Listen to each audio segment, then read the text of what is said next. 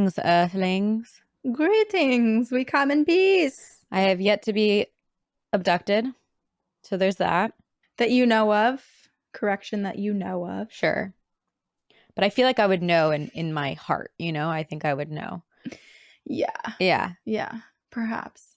But some of you have, and I guess the closest I can get to experiencing it myself is reading and listening to Corinne tell me stories about your alien encounters, your UFOs that you've seen in the sky. And I'll also probably get jealous along the way. That's what happens when you want so badly. You wish for something and you don't have it. But I without a doubt believe that you will have an alien encounter in your lifetime, Sabrina. Thank you for wishing that upon me. You want it for yourself. No, you I said know. it in a way that it's like, oh no, I'm grateful. I thought you were like, oh, what an evil wish. No, You want it, don't you? I do want it. Thank you, Corinne. Thank you so much. Is that better? Okay, you're welcome. Thank you so much. So much. Okay, well, should I read you a story? I'd love for you to read me a story. Okay, great. In the spirit of May the 4th be with you. Uh-huh. It's all alien stories, in case you didn't get that from what Sabrina said before. So we're going to start with one that's called Alien Spacecrafts, Oh My. It's funny because as I was getting ready to record this episode, I was like, did Corinne just pick aliens because for me? Because I didn't look at our Excel to know why we were doing it. And thank you for filling me in on our own. No, this was your idea. No. Was it? It was your idea 6 days ago. Literally last week. You said, let's do this. I'm going to record from down here. It's really, this is actually way more comfortable. Great. Just listen. Getting back up. You stay there. Stay comfortable. I need to be a professional. All right. Episode 196 took me back to the early 2000s and my experience with UFOs. I don't even remember what 196 was. Do you? Nope. Should I look? All right. Let's leave it at that. Okay. I can't tell you exactly what year it was, how old I was exactly, but I know I was around 8 years old, give or take. I have an aunt who's about 6 years older than me, so it was normal for her to play with the rest of us kids. Now remember, this was a time when playing outside well past last sunlight was completely normal, especially during the summertime. It was about 6 of us, cousins, and my aunt, who was also a child, playing hide and seek. We lived at the only apartment complex that exists in my itty-bitty town. We'd just begun, and were about to run into hiding when time almost seemed to slow down. Wow. I remember hearing a low rumble, almost a buzzing sound. I could see all of my cousins running out of the corner of my eye, but I was stuck in place. I looked up to see where the sound was coming from when literally out of nowhere, and I put this on my life, came a huge UFO. And it looked identical to what Mrs. Smith drew. Oh, is that when you did... Wait, was episode 196, did you do... Louise Smith and, that abduction. Yes. Yeah. Yes, okay. Wow. It was identical to what they depict on cartoons for UFOs to look like. A huge silver saucer with bright lights all around the bottom. It was right above the apartment complex and didn't look to be but maybe 30 feet above the rooftops. And it was gone just as fast as it appeared. I remember being out of breath, and when I looked up and looked around, my aunt was just a few feet from me, also looking up. Her face absolutely terrified. Okay, so she saw it too. She looked at me and I asked, "Did you see that?" "Yes." She yelled, "Yes!" We ran straight to our apartment and didn't come out past dark for weeks. Years later, I asked her about it, and she still remembers the exact same thing I remember. It's something I never experienced again, nor do I want to be quite honest. Yeah. But it makes me feel a little bit better that someone else has seen a UFO like the one that we saw that night. I've told the story to a few people, and they find it odd that it looks just like the cartoons. I look forward to sharing more stories with you in the weeks to come. I have so many. Stay spooky. Peace. Claudia. Okay, I don't think it's silly that it looks just like the cartoons because let's just be real. The only reason the cartoons look like that is because somebody probably saw one in order to draw what they thought a spaceship looked like. Absolutely. It's one of those things where it's like, what comes first, the chicken or the egg? Where some people are going to view that story as like, oh, well, Claudia was around 8. She was a child. It's her imagination. Of course, she saw exactly what it looks like on TV. But then it's like, okay, but maybe it's exactly like it is on TV because it's based on what they truly look like. Yeah. It is. We believe you, Claudia. We do believe you, Claudia. And as scary as it's so interesting how it warps time. Like Claudia could see everyone else running around, but her reality was slowing down. Right. It also reminds me, I wonder if it's time. Well, it's definitely some of time because people miss time and have large chunks taken out of their nights when they're abducted. But another part of me is just thinking about maybe like the power and the force behind the spaceship moving, because it reminds me of how my mom describes basically being stuck when a tornado was coming when she lived in like Nebraska or something when she was little, and her dad having to come out and grab her because she couldn't move. Like she That's was so stuck. She was like scary. running but going absolutely Oh, nowhere in the no. backyard trying to make it back inside. Just like the wind pulling. But that's what it sounds like. Yeah. Yeah. Just like at all of the forces all around you, you're just completely stuck. I am glad that Claudia didn't experience it alone and that her and her aunt can commiserate in it together. Yes. Me too. It's buddy system. Buddy system when you go places at night. It's buddy system when you go to the bathroom in a haunted place. And it's buddy system if you're going to experience something paranormal or supernatural or alien-like. Yeah. Which just makes me think of all the people who were abducted. Like we've read so many where people are in their car or they're walking up their driveway with their family or they're all in their beds. And there's these mass abductions. And no one really remembers what happened. But they know that they all went. And at least you have that. Can you explain the theory about how aliens are actually us in the future? Because that blew my mind and I fully believe it, but I've been trying to reiterate it and say it to people and I can't master it. So please educate us. We covered this on In Paranormal News, which is an episode that we do bi-weekly on Patreon. But I'll tell it here. So there's many different groups that believe different iterations of this. One is that, like when we hear right now that it's like on the news where it's like Pentagon thinks there's a mothership in our galaxy. What they're essentially referring to is a bunch of research that was done, or a specific researcher who is linked to the Pentagon and worked for the government for many years as an advisor, who has thought a lot about UFOs and done a lot of research on space. And basically he has a theory, and others have the theory, that perhaps this alien spaceship, this mothership, is either A, sending out probes right now to kind of explore different planets, or B, that it's well, I guess there's three theories. Yeah. B, that there is an alien civilization from a long, long time ago, like millions and millions and millions of years ago, that sent out this probe, this help us, save us. Is there anyone out there? And that it's just now getting to us, and the likelihood of the civilization who sent that to us being still alive might be unlikely. So it could be that there were aliens out there that have since made contact, but they're not alive, but their crafts coming here. But what about the theory that they're actually humans from the future? Like based on if we were to go underground. So that's the last one. Okay, because that's the one that I fully believe. So yes, there's multiple UFO groups who believe that this is a possible theory. But basically it was saying that we're in a time of such monumental technological advances and exploration. What we've accomplished in the past 20 years surpasses a lot of, if in the grand scheme of things, what we've accomplished in the past 6,000 years, right? Like we have changed and developed so much in this very concentrated amount of time.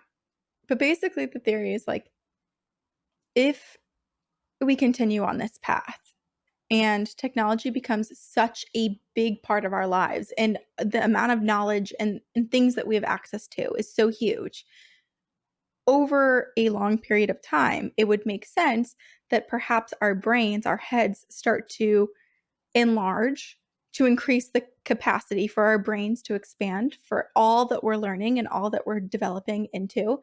Simultaneously, global warming is real. That's not a theory. That's fact. If the world continues to on this path, and it very likely might. Yep. And then there's going to be parts that are way too cold and unbearable to live in, and parts that are way too hot. Humans likely will gravitate towards the places that are far too hot and not go out during the day, but instead go out in the cover of night when it's more protected and it's cooler. Because of that, a few things. The skin might change. We might have more of like a whitish silvery colored skin because we no longer need the protection from the UV light because we're not going out in the sun. Nocturnal vision potentially is something where our eyes will develop and get bigger and bigger and more bulbous. And our technology will advance so significantly. So basically, there's the theory that what if it's us from the future, when in 20,000 years from now, when we have evolved into these humanoid creatures with bulbous heads and giant eyes and silvery skin that have these really advanced spaceships and technological abilities. Is it us? Is that who we evolve into? Yes. I think so. Maybe. It makes so much sense to me. You know what? I kind of think so too, and here's why.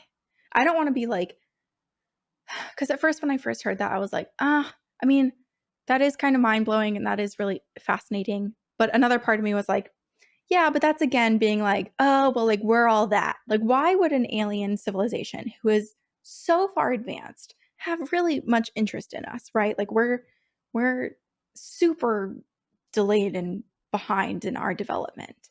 And yet there's so much alien activity around. Maybe, but also it makes more sense if we as humans who are already obsessed with ourselves spend so much time in our tech world in the future coming back and observing old us. Like, who would be more interested in us than us? Yes. Ugh. Also, it makes me so sad that we, in our current lives, in our current bodies, will not experience turning into that. No, I mean, evolution does not happen that fast. And that's where it's like radioactive. Blech. Yeah. But yeah, no, we won't get to experience it. But I mean, it makes sense as to why we haven't been mass murdered by the aliens, too. It's us. That's true. Or they're just not all they're protecting evil, us. and we're just someone else. Oh, it was on High Strange. Payne Lindsay's new podcast, High Strange. I binged it all. So fascinating. All about UFOs and aliens. And he talks to a lot of the people who have wild abduction stories.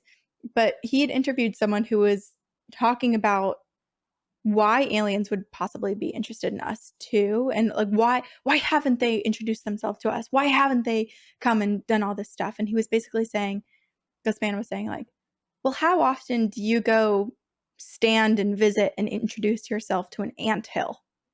Like you're so in your own world, and the anthill feels way less developed than you feel you are. So why would they come to us and spend so much time and energy on us? I mean, to add to that, like how often are you in like a public space and you see someone across the room or like anyone and you go up to them and introduce yourself? Like, unless you're at an event and networking or a friend introduces you to someone, like you're not necessarily going up to strangers and being like, howdy doody, my name's Sabrina. Right. Yes. No, absolutely not. That is scary. Right. Yes. No. Yes and no. People are scary. So, anyway, it might be us, might be someone else. And whatever it is, let's keep talking about them. I have a story. I also realize I'm like kind of matching. Like my mom's paint on her wall is like my skin color. And I wore like a pinkish shirt and all the pillows in this bedroom are pink. Becoming my mom's house. Okay, this is from our listener, Chris, and it's pretty short, but it's fascinating. And it's also funny. Okay, Chris says, I want to resubmit this story with an actual title because I think my last submission had a really boring title. So the submission title is The Day My Flight Stood Still. I was listening to your UFO episode, Don't Look Up, and I was inspired to share my own UFO sighting with you. With pictures. Yes! I captured these photos while on a flight home from England, and we were somewhere over New Brunswick at the time the photos were taken. I think New Brunswick, England, not New Jersey. Yeah. That would be very specific to be like, right over New Brunswick, New Jersey. Right where you had your live show. It appeared to me as something flying upwards in the opposite direction of the plane, smoking at the end. And in one picture, you can see 2 trails of smoke. I was incredibly lucky I caught these photos because it flew by so fast that it was gone within seconds.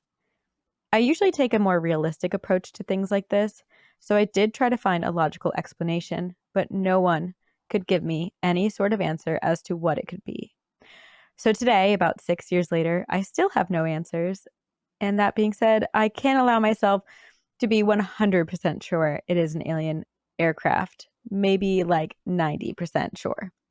Anyway, let me know what you think, and if you want to use this story, please do. I wish the pictures were better, but my phone had a pretty bad camera at the time. Still better than nothing. I've attached 2 of each photo. One is the original quality, and one is edited to emphasize the object. Thank you for your time, Chris. Are you looking at them?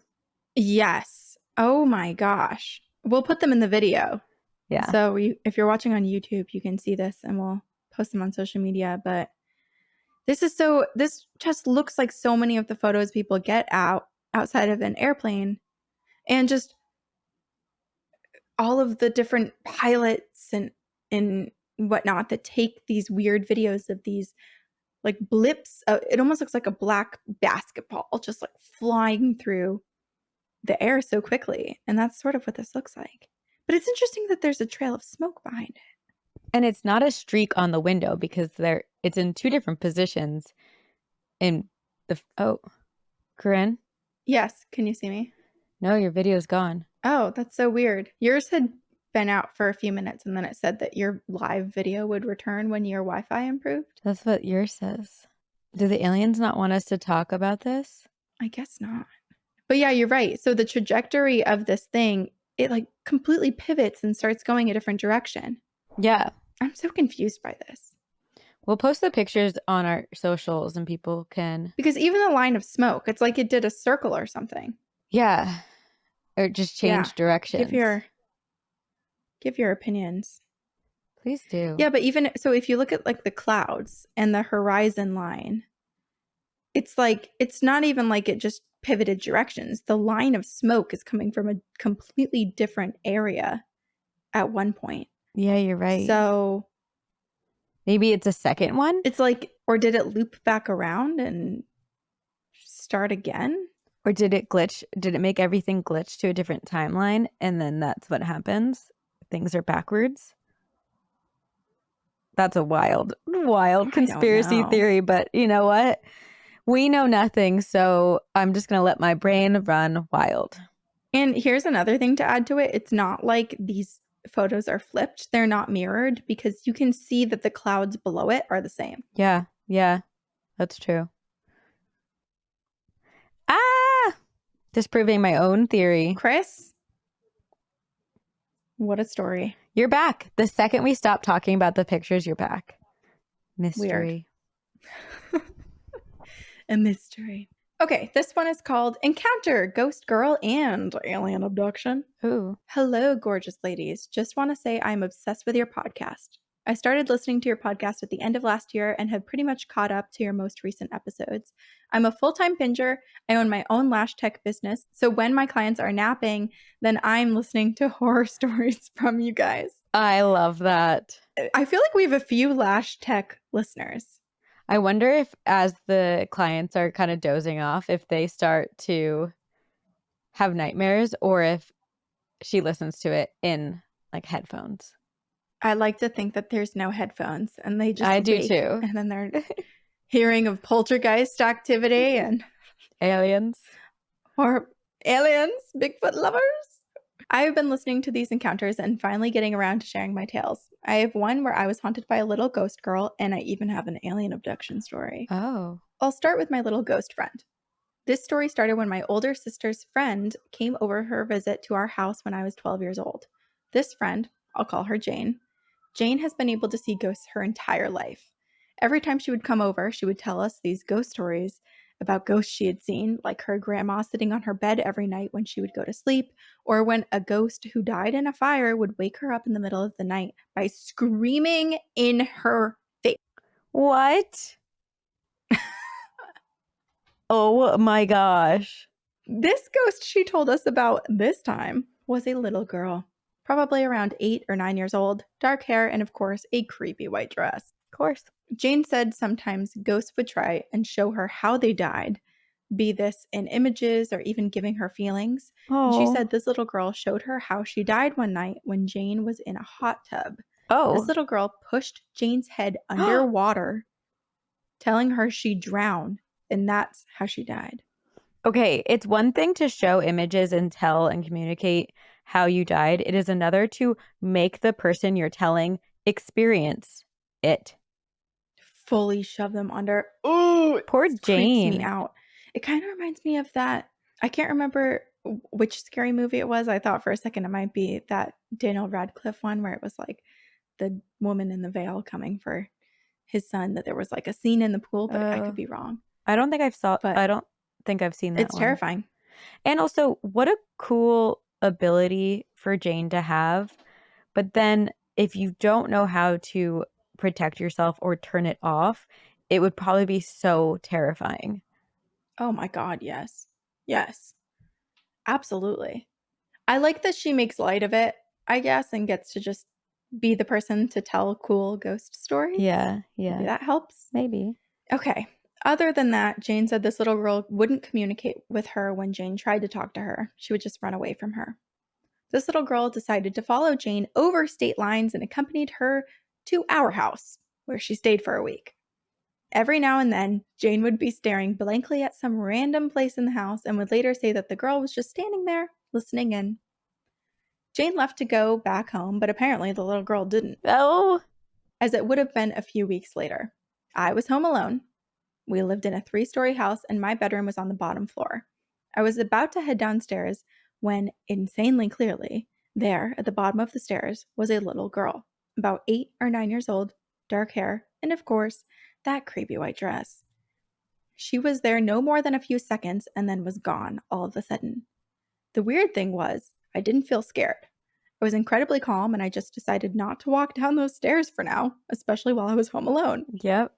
Another week or so later, I was in the laundry room throwing some clothes in the laundry basket. I turned around to walk out, and bam, right in my face, this little girl. Oh my gosh. She is not subtle. So scary. She is just bam, in your face, terrifying. She's all or nothing. Yeah. Once again, I see the pale face and the dark hair, and just like last time, she was gone in a few seconds. Over the school holidays, I had one of my school friends come over. Turns out she was very sensitive to ghosts, and she hadn't told me this at this point, as we hadn't been friends for a very long time. We were in the middle of a conversation, and my friend Jackie, out of nowhere, said, "Her name is Rachel." Oh. To which I said, "What?" And she replies, "The little girl. Her name is Rachel." At this point, I'm freaking out. I hadn't told her anything about what I had been seeing or what my sister's friend told me, but somehow she knew about the little girl. My friend at least somewhat comforts me by saying, "Don't worry, she just wants to be your friend." Oh. Well, a little ghost girl called Rachel wants to be my friend. That's kind I of felt nice. honored in a weird way, but then I also felt guilty because at the same time I'm thinking, hell no. Another night, sometime later, I had been having a really rough day at school. I went to bed upset, attempting to cry myself to sleep, when I heard a heavy breathing in my ear. You know when you hear something scary and you freeze? I swear that I stopped breathing for a couple of minutes because I was so terrified of something puffing in my ear after what felt like forever. And in a soft, childlike voice, I hear a whisper. What's wrong? Oh. I screamed immediately, waking up my sister, who then crawled into my bed with me because I was shitting myself, which now I feel bad about doing, as she was just trying to be comforting. And I think about Rachel a lot, and sometimes I wonder if she's still around. But as I got older, I saw Rachel less and less. Just recently, though, my husband and I have moved into a new house, and 2 times now he said that he has seen someone with black hair. Once walking behind him in the window's reflection, and someone with black hair poking their head out from the hallway. I mean, if Rachel and I are friends, she's got to get to know the hubby, right? That's what I was thinking. I was like, I love the idea that Rachel's been like hanging out, watching Maggie kind of from afar. But now that she's, got a partner, Rachel's like, I'm just gonna say a quick hello, make sure everything's good here. Let him know I'm watching. Just peeking in. Yeah. Now she's like a little guardian. I like that she's so childlike, right? Where it's just like, she's kind and she's just there and she's somewhat innocent, but still her actions and her lack of, I guess, understanding boundaries or what might spook someone is what makes her so creepy. Yes, yes. But she's just a kid. Okay, my alien story. So this happened to me when I was 19. I was living in Iceland. I have Icelandic parents, but born in Australia and went back to Iceland to visit. I was staying over at a friend's house, went to bed, and everything was normal. In the middle of the night, I woke up, my heart pounding in my chest. Strange. Yes. But I just went back to sleep and thought nothing of it. The next day, I went home and I was going to hop in the shower. When I take my bra off, I noticed the strangest mark on my boob about an inch away from my nipple. The mark was a burn mark, literally risen and blistered. It was the perfect circle with another perfect circle, smaller, inside of that, with 3 lines crossing both circles, 2 diagonal and 1 vertical and 1 horizontal. I feel like it's a map. Literally thinking, WTF? I messaged my friend telling her about my mark, and I asked her to check her bed if there's anything on there that could have possibly left an indent. A burn mark?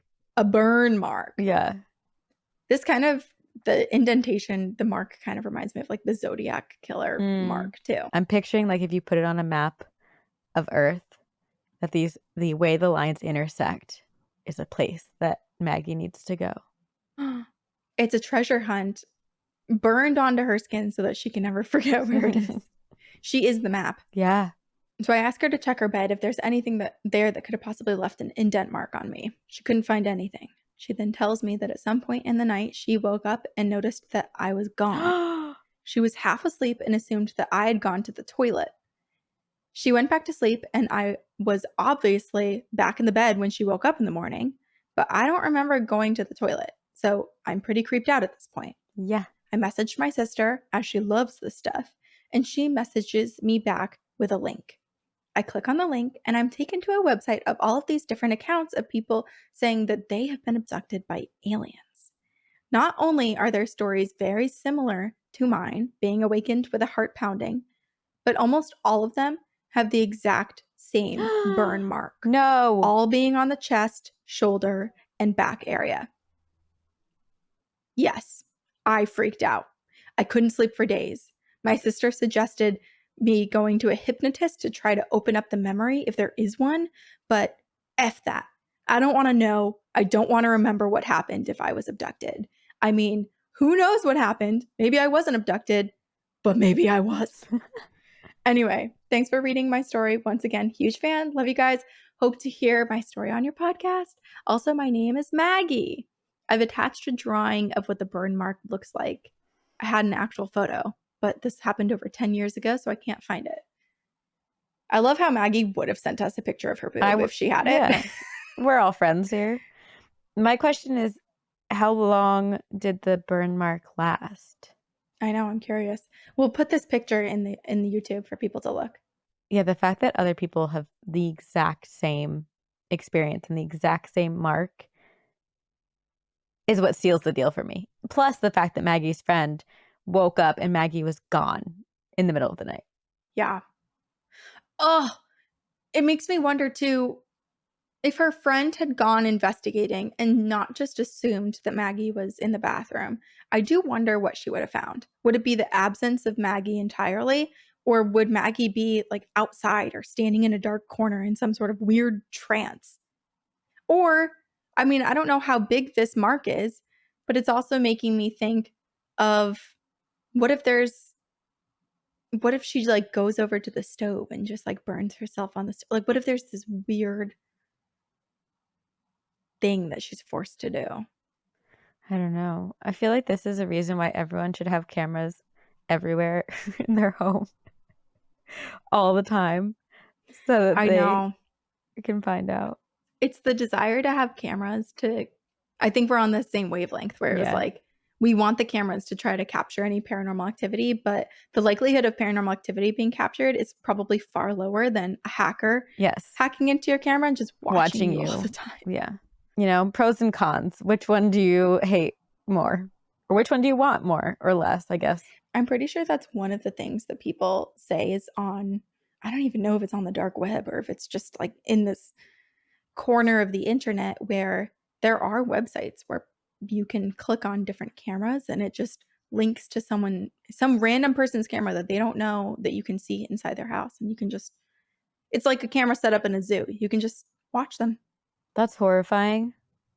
Don't like that. Yep, it is. Especially because people have baby monitors in their kids' rooms. Sometimes the worst thing in the world is humans. Also, OnlyFans exists. So, like, people are doing that for you. Just pay. Go watch it. Don't be Just such a yeah, freaking pay the creep. people who are consenting Yeah. to putting them adults who are consenting to putting Mm, themselves on camera, please. I hate people. Okay. I have a story from our listener, Magdalena, and it's called Strange Lights. Aliens Crash My Sleepover. Hi. I just want to start by saying I love you both and feel so much comfort when I listen to your podcast. It's gotten me through some really tough anxiety spirals. My name is Magdalena, and I'm from British Columbia, Canada. My story takes place in the small town I grew up in on Vancouver Island around 18 years ago when I was 12 years old. I remember the day well. My best friend came over early that Saturday as we were going to have a sleepover at my house. This friend would sleep over almost every weekend and hang out with my sister and I all the time. We were inseparable. All three of us have experienced strange things in this childhood home of mine, lots of ghosts, which I can submit stories of later. So, continuing, the whole day was completely normal. We had stayed outside until the sun went down, and later we got ready to watch a movie in my sister's room. Her room was on the back side of my house, overlooking our backyard, which was surrounded by tall trees. Behind the trees was an empty field. We were all sitting on my sister's bed watching the movie. My parents were asleep by this time, just a short distance across the hall. And out of nowhere, my sister, friend, and I all heard this faint hum or buzzing coming from outside. We thought it was weird, but ignored it. Only until this brightness appeared in my backyard. As soon as this bright light appeared, the humming and buzz became louder. We ripped open the curtains and looked outside. Among the trees, there were three large, bright white light orbs hovering in a line. The sound was coming from them. We dashed outside to the Oh, back deck and just stared in awe and confusion, the sound growing. Absolutely freaked, we ran back inside, straight to my parents' room, and startled them awake. All three of us could still hear the humming as we stood in their room, and we kept telling my parents about the lights and the sound. They looked confused because they said they couldn't hear anything. They refused to get up and see the lights in the backyard and told us to go back to bed. All the while they're saying they don't hear anything, the three of us were hearing it. So scared, we went back into my sister's room, the backyard still lit by the orbs. Then suddenly, the lights and sound stopped. They were gone. Let me know what you think. Were they aliens? Why couldn't my parents hear the sounds? My sister, friend, and I still talk about it to this day and have no explanation. Magdalena. That's just what's so strange is sometimes it's with ghost activity too, where it's just like sometimes everyone in the group experiences the same thing, and sometimes just a few people do, or one person. So it's weird that with an alien sighting, I feel like normally it's everybody. I know. But we have also talked about how it distorts reality and like people missing time, for example. Like they think they're only gone for like, or they think like an hour has passed, but actually like 6 hours has passed. It also kind of reminds me of Jimmy Neutron because don't all the like parents get kind of mind warped or whatever, what's it called, hypnotized, and then all the kids are not like they are there and they can figure it out. Yes, they have to save. That's the whole premise of Yeah. the movie is the aliens hypnotize their parents and they have to go save them in Jimmy's rocket ship. Um, but this is okay. Here's a theory, or maybe not a theory, but a possibility. Hmm. What if the reason that Magdalena's parents don't remember anything is because they were the ones being abducted? And so they are completely missing time. And so all the kids were just witnessing, hearing, seeing the abduction, I guess, not knowing that their parents were being abducted. The parents are put right back in place, don't realize any time has passed, have no clue that they were abducted. You cut out a lot, so I think I got maybe 30% of what you said. Um, Shoot. but I think you were saying that the parents were the ones being abducted. Yes.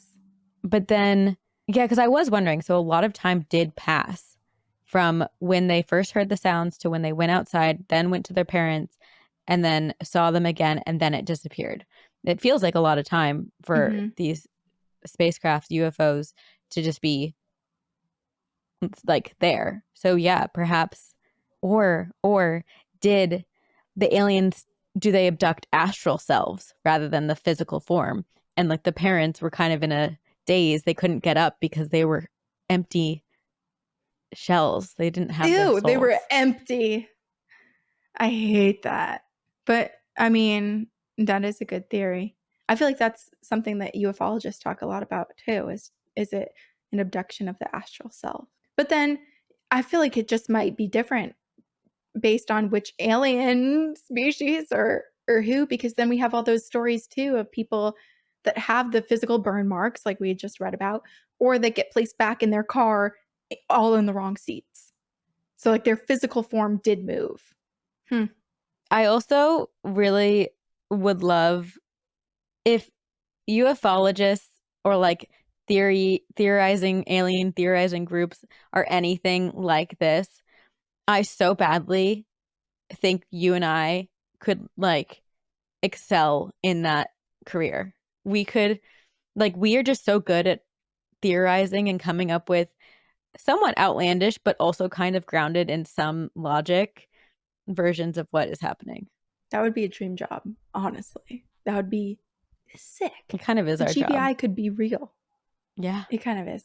It is. But we just have no degrees and few resources. But if we had more at our fingertips, if we had a concentrated facility where we were amongst all the researchers, that would be awesome. All right, I have a story for us to end on. It is called Was I Abducted by Aliens? Oh no. And it is from Courtney. A ghostly hello to Sabrina and Corinne. My name is Courtney, and this story takes place in the north of England and possibly in outer space. Oh, fun. When I was younger, I would have this reoccurring dream every night. In the dream, I would be extremely anxious and my parents would be fast asleep. I knew something was coming for me, and at the time in the dream, it would be midnight. I never wanted to go with these people or these things. They eventually stopped, but it was always the same dream.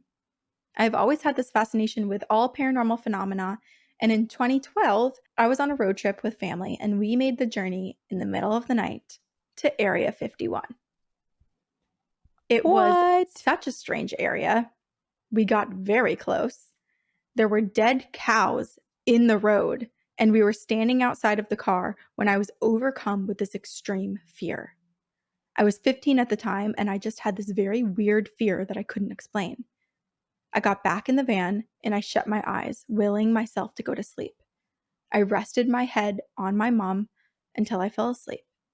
And I know victims of abductions remember being on an operating table, but all I have are those recurring dreams of being taken and not wanting to go. I also have an experience of being in fear when near a place rumored to contain aliens.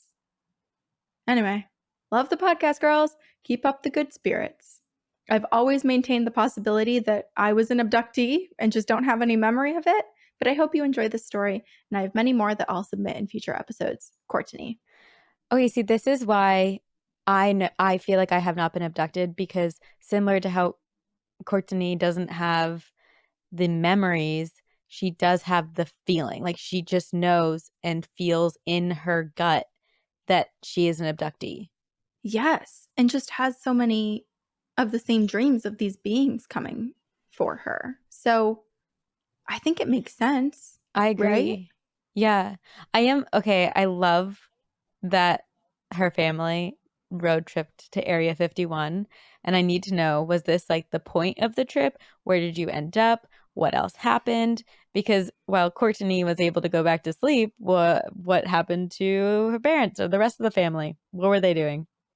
It also makes me wonder if there's something implanted in her and Courtney, because there's that feeling of fear whenever aliens are Yeah. around. Like a magnetic field coming from it, emitting.